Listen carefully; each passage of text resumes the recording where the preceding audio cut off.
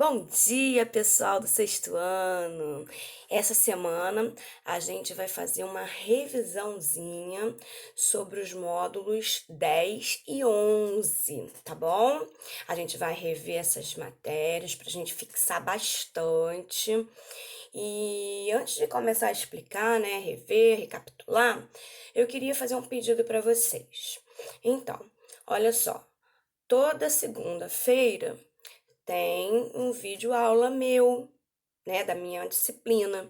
E dentro desse vídeo aula, sempre, todas as vezes, a tia pede um exercício, né, de fixação, seja uma produção para vocês postarem no sala de aula, seja para vocês fazerem no livro, né, aqueles deveres que aparecem.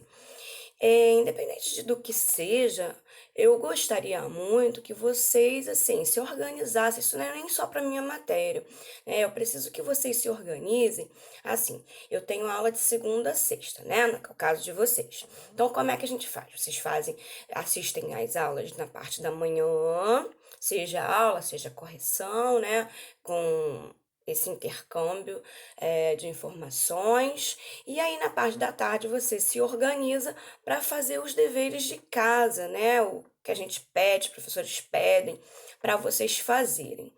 Então, se você não faz o meu dever na segunda-feira, né, lá de tarde, você ainda tem, de repente, a terça, a quarta, porque às vezes pinta um compromisso, você precisa ir em um médico, ou não está se sentindo muito bem, não sei, tá com preguiça, mas o que você não pode deixar é para fazer o meu exercício dessa segunda-feira, sábado, domingo ou na semana seguinte. Tá? Eu preciso que vocês façam, porque na semana seguinte, primeiro, na semana seguinte você tem outra atividade, outra aula com outro pedido de atividade para ser feita. Então não pode deixar acumular, que aí a tia vai focar lá na outra atividade. Segundo, é deixar para fazer no final de semana, é o dia de descanso meu e o dia de descanso seu. Então, quando eu peço alguma coisa assim, tipo, para postar no Google Sala de Aula, e você posta no sábado e domingo, eu não vou olhar. Eu vou olhar na semana seguinte já a próxima atividade. Então eu vou pedir muito que pelo menos até na quinta-feira, eu peço o exercício na segunda, e aí na quinta-feira você vai lá, e se tiver que postar ou se tiver que fazer mesmo, que você faça. Bom, tem dois casos, né? Quando eu peço do livro, na quinta-feira eu tô postando a resposta. Então se você não tiver feito até quinta-feira, não faz sentido você só copiar aquilo que a tia diz. Isso não faz o menor sentido. Isso eu nem posso controlar, mas é um pedido que eu faço para você. E o segundo é quando eu peço uma produção, que eu peço para você postar a produção, né? Ali, escaneia ou tira foto e tal, enfim. E aí, essas produções eu também tenho tempo para corrigir. Não dá para ficar vindo coisas da semana passada na semana seguinte. Então, assim, a gente vai combinar que até quinta-feira você vai ter feito. Seja, né, no caso do exercício que a gente tem correção na quinta, você vai ter feito até na quarta. E para postagem, vai ser a postagem até a quinta-feira. Posso contar com vocês? Que aí fica uma organização de estudo boa para vocês e fica uma organização de eu receber essas produções até quinta-feira, fica bem legal, bem justo pra gente. Combinado? Então vamos lá. Então, gente, para eu fazer uma revisãozinha de módulo 10 e 11, é necessário que eu volte um pouquinho no módulo 9. Por quê? No módulo 9 diz assim, contando histórias em mundos imaginários. O que isso quer dizer? A gente vai falar da verossimilhança, do factual, né, daquilo que acontece de verdade, daquilo que a gente cria, que a gente toda vez que a gente, aí eu já conversei com vocês que toda vez que a gente conta uma história, a gente está recriando uma realidade paralela à nossa. Então, mesmo que seja baseado, né, em fatos reais, a história acaba ficando fictícia. E aqui nesse caso, já é fictícia mesmo, porque são mundos imaginários, já diz logo que não tem nada de realidade, que vai ser no caso daquele módulo 11, né, que a gente vai chegar lá. Mas eu já estou tentando fazer um paralelo que são coisas totalmente diferentes. A subjetividade que aparece, né, diferente da objetividade. Então, que a objetividade vai aparecer lá no módulo 11, onde a gente tem textos jornalísticos. No caso aqui, desse Contando Histórias em Mundos Imaginários, a gente vai ter a subjetividade rolando o tempo todo. Porque a gente vai criar seres imaginários, fantásticos, né? O mundo da fantasia e tal. Aí, na página 142, que ainda é lá módulo 9, eu tô retomando, já vou explicar direitinho por quê. Tá lá escrito, né, que narrativa fantástica é uma definição usada em enredos que se baseiam em acontecimentos impossíveis de se realizar de acordo com a lógica da nossa realidade. Né? Essa forma de narração pode ser contada por meio de gêneros textuais, como conto e romance. Agora, ele falou aqui só conto e romance, mas uma narrativa fantástica também não ocorre em fábula, em lendas. Então, assim, o livro, às vezes, ele vem um pouco incompleto. Aí a tia tá aqui para quê? Para trazer para vocês expansão dos horizontes, né? Não é exatamente só isso, tá, gente? Então, a gente não pode se deter que seja só conto e romance, tá bom? Eles estão falando de uma narrativa maior. Aí tudo bem, mas aí tinha que especificar. Mas tá bom, contanto que vocês saibam bem que uma narrativa, ó, contar uma história. E você pode contar uma história, às vezes, até numa história em quadrinho. Também tem ali, muitas vezes, uma narrativa. Apesar de ter passagens descritivas, como muitos textos, né? Como a própria narrativa fantástica, ela vai contar com passagens descritivas. Tá joinha até agora? Tá tranquilo? Aí diz assim: ambos os gêneros, né, têm a finalidade de contar uma história, apresentando os mesmos elementos de sua estrutura, como personagens. Então, o que a gente está retomando aí? O que tem que ter a sua narrativa fantástica? Tem que ter personagens, enredo. Enredo é a história, né? O que se passa. Narrador. Aí a gente vai lembrar agora que existe aquele narrador personagem, aquele que em primeira pessoa, que ele participa da história. Eu tenho o narrador em terceira pessoa, que é um narrador observador.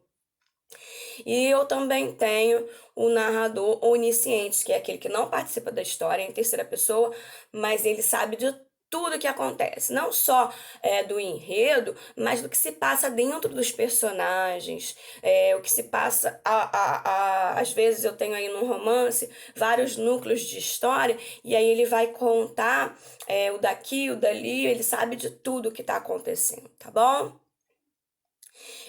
Tem o tempo, tem o espaço, é o quando e onde ocorre a história. Tudo isso é importantíssimo que você ponha na sua história. A gente tem que se localizar no ambiente.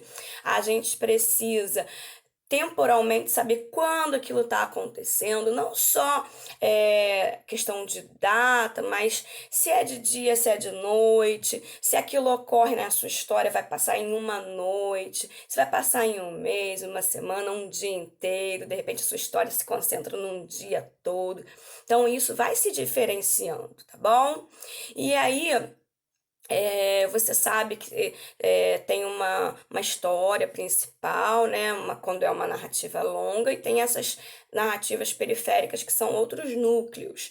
A gente tem os protagonistas, às vezes existem os antagonistas, que seria protagonista e antagonista, seriam aqueles personagens principais e aqueles personagens que às vezes o antagonista é como se fosse a Branca de Neve e a Bruxa Má. A antagonista é a Bruxa Má e a protagonista é a Branca de Neve. Aquele que tenta derrubar o protagonista seria o antagonista, tá? A gente sabe também que é comum que haja numa história mais longa, como um romance, muitos personagens, enquanto num conto, numa fábula, existem pouquíssimos personagens, é só um núcleo, tá? Um conto também, né? É só um núcleo, tá? No romance eu tenho mais conflitos, porque são mais núcleos de personagens, então são mais histórias paralelas acontecendo, né? Com mais espaços geográficos e, de repente, os tempos, a temporalidade ali também pode se diferenciar dependendo dos núcleos de personagens, tá? Quando eu digo núcleos de personagens, você imagina, sabe o quê? Eu não sei se você já viu novela. Mas a novela ela tem vários núcleos. Tem aqueles personagens ali da casa que se relacionam. Aí tem uns outros personagens que não se relacionam com esses aqui diretamente. Vivem suas vidas e seus problemas e seus conflitos no seu espaço. Tudo diferenciado. Então é isso que eu tenho que relembrar para vocês. Tudo bem? Então. Agora eu vou chegar lá no módulo 10, já tendo explicado isso aí que eu expliquei para vocês, tá? Que aí eu pedi no módulo 10 a produção de texto da narrativa fantástica. Lembra? Eu pedi uma produção para vocês postarem, pedi para vocês criarem seres fantásticos e usarem todas essas características que a tia explicou para vocês. É isso, então o módulo 10 nada mais é do que a retrospectiva do módulo 9, só que sendo a produção efetiva do que você aprendeu, tá bom? Aí agora eu tenho aqui, eu vou passar, porque assim, eu já expliquei tudo desse módulo 10 quando eu voltei lá no módulo 9. Tá? Então, esse módulo 10 foi uma volta ao módulo 9 dessa questão fantástica de seres que a gente não imagina. E a questão da verossimilhança. A verossimilhança tem a verossimilhança interna e a externa. O que seria a interna? A interna é parecido com a nossa realidade, o que não acontece nesse mundo imaginário. A gente não tem uma verossimilhança interna, a gente tem uma verossimilhança externa.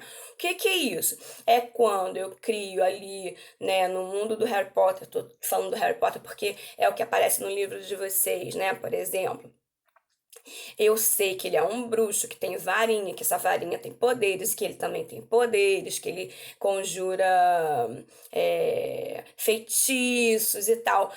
Isso acontece na minha vida real? Não, mas naquela realidade ali, naquele contexto, naquele enredo, isso é possível ter uma mandrágora, esses bichos que são particulares desse mundo fictício. Tudo bem? Então, beleza. Agora eu vou mudar. Vou mudar para a estrutura do jornal, tá bom? Então, um jornal é um texto muito mais objetivo. Existe objetividade. Não em todo o jornal existe graus de subjetividade e graus de objetividade. Quando eu tenho notícia, eu vou ter mais objetividade. Quando eu tenho um editorial, uma carta do leitor, que eu sei que eu ainda não vi isso com vocês, mas existe dentro de um jornal, isso daí já é mais subjetivo, porque é pessoa, escreve na primeira pessoa, dizendo exatamente aquilo que o autor pensa do que está sendo dito. E aí a gente tem aqui, deixa eu ver aqui qual é a página, 156, já dizendo a estrutura do jornal. Vamos ver aqui. A gente divide em cadernos ou sessões. Aí existe uma linha de editoriais, que é como que o jornal vai abordar as coisas, né? Tem jornal que tem determinados sessões, cadernos, que em outros podem não ter, como o caderno de esporte, por exemplo, que não havia no jornal onde eu trabalhava, que ele era de economia, muito próprio para economia. Então tinha Mundo, né, que é internacional, tinha economia, política, mas não tinha, por exemplo, esporte, tá? Não tinha. Então, tudo que aparece lá no jornal é chamado de matéria, né? A gente tem aí falando sobre alguma coisa, pode ser, a matéria pode ser uma notícia, a matéria pode ser um editorial, a gente chama de matéria. E aí, eu vou passando aqui a página, deixa eu ver aqui onde é que tá. Na 158 vai falar da diagramação. O que é a diagramação? É a organização que vai ter na página. Olha só, eu vou mostrar essa página aqui para vocês, ó.